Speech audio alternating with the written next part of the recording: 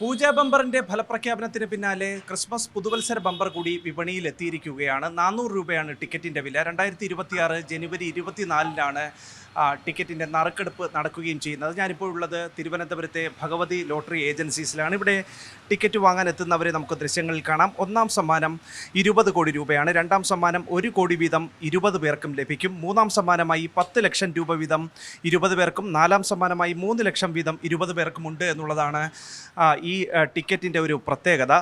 മറ്റൊന്ന്, അഞ്ചാം സമ്മാനമായി 2 ലക്ഷം രൂപ വീതം 20 പേർക്കും ലഭിക്കുകയും ചെയ്യും.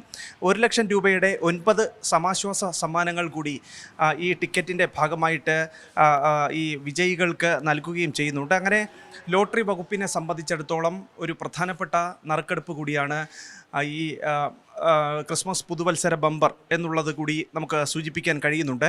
കൂടാതെ 5000, 2000, 1000, 500, 400 വീതമുള്ള സമ്മാനങ്ങൾ ഉൾപ്പെടെയുള്ള അങ്ങനെ മൊത്തം 6,21,990 സമ്മാനങ്ങൾ ലഭിക്കുന്നു എന്നുള്ള സവിശേഷത കൂടി ക്രിസ്മസ് പുതുവത്സര ബമ്പറിൻ്റെ കാര്യത്തിലുണ്ട്.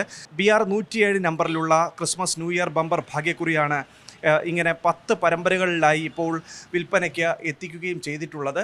ഇന്നിപ്പോൾ വിൽപ്പന ആരംഭിച്ചിട്ടുണ്ട്. വരും ദിവസങ്ങളിൽ വിൽപ്പന പൊടിപൊടിക്കുമെന്നുള്ളതാണ് മനസ്സിലാക്കാനും സാധിക്കുന്നത്.